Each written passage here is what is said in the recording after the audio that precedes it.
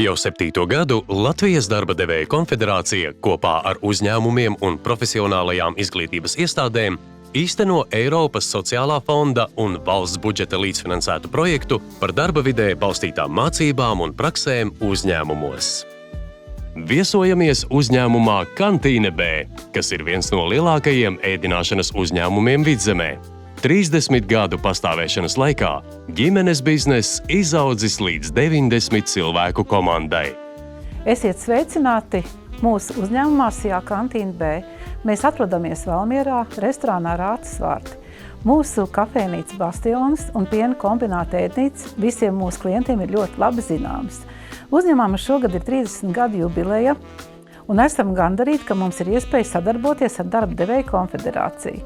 Lai mēs labāk sadarbotos un apgūtu darba vidē balstītās mācības, mūsu darbinieces Dana Eglīte un Marita Mēlupe pabeidza kursus. Mums ir audzēkņi šajā projektā gan no Valmieras tehnikuma, gan no Smiltenes tehnikuma, gan arī no Liepājas tehnikuma. Bērni, kas atnāk pie mums darba vidē balstītās mācībās, ir ļoti daudz ieguvuši skolā, ir apmācīti teorijā, un šeit pie mums viņi iegūst praktiskās iemaņas. Mums ir meitene Aivija Pumpure, kura pabeidz darba vidē balstītās mācībās, palika arī pie mums pēc projekta strādāt. Esmu absolvējusi Valmieras tehnikumu un patiešām ir ļoti liels prieks, ka tieši caur projektu man bija iespēja apgūt zināšanas un praktiskās iemaņas uzņēmumā Rātas vārti, kā arī projekta ietvaros bija finansiālais atbalsts kā stipendija, tāpat arī ceļa izdevumi, kā arī darba specapģērbs.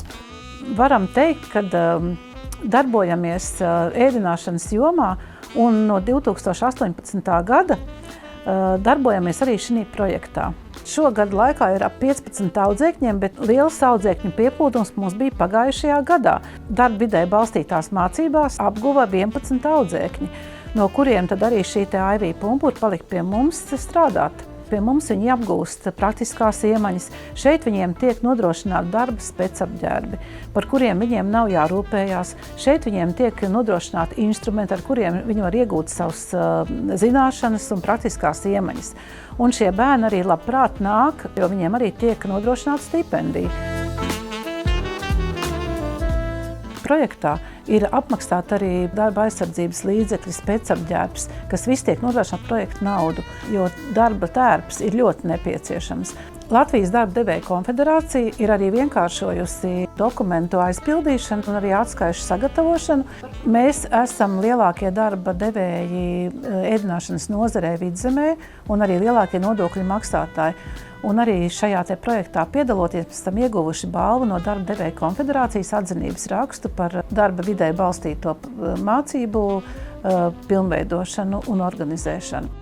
Projekta mērķis ir palielināt profesionālās izglītības iestāžu audzēkņu skaitu, kuri uzņēmumos īsteno darba vidē balstītas mācības un mācību prakses. Rezultātā 85% no projektā iesaistītajiem audzēkņiem, kuri ir ieguvuši kvalifikāciju, ir nodarbināti uzņēmumos Latvijā. Pateicamies uzņēmumiem un profesionālajām izglītības iestādēm par sadarbību.